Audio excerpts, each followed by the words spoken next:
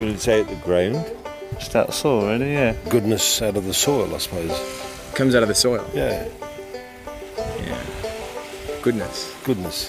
Why isn't there a big hole around the tree where it's taken out all the soil? Does it say gradually that the soil has time to recover?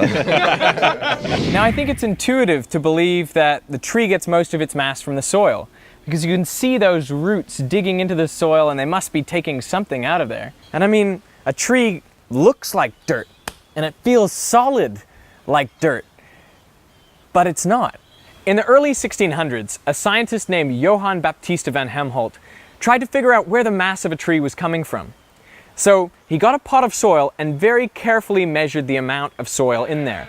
Then he planted the tree and took care of it for 5 years, making sure that no soil left or was added to his pot. And at the end of this experiment, he weighed the tree to find that it was 72 kilograms, but the mass of soil had only decreased by about 60 grams. This was pretty strong evidence that the mass of the tree does not come from the soil. I've never thought about that actually, because they don't really eat anything, trees. They don't eat anything? No. They don't eat anything? Water is all they absorb. That's all they eat? Yeah. They don't eat anything else? No. That's all they eat?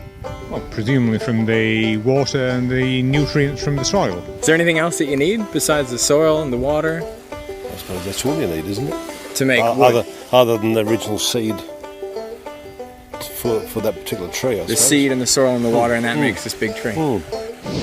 Of course, Johann Baptista van Helmont did conclude that the tree was made entirely of water. Now, while that's not correct, at least he was on the right track, realizing that the matter of a tree doesn't come out of the soil. The sun, energy, yeah.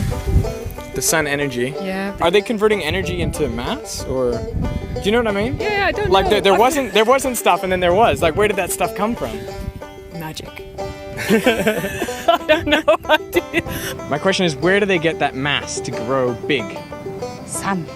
Get it from the rain and the sun, presumably. Light. Sunlight. And the sunshine. The sunshine? Does the sunshine add mass to the tree?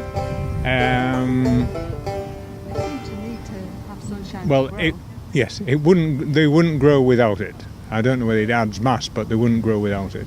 Of course, the sun's energy is needed for the tree to build the matter into its branches and leaves, but the sun itself, the energy, is not matter. Well, I suppose we've got to put air into this as well. If Yeah. there's got to be something out of the, What is it about the a air? gas in the air that it needs as well. Oxygen. The trees need the oxygen. Yeah, need the oxygen, don't they? And I guess oxygen. The oxygen, of course. The oxygen? Yeah. Are there Maybe any the trees. ingredients that we're missing?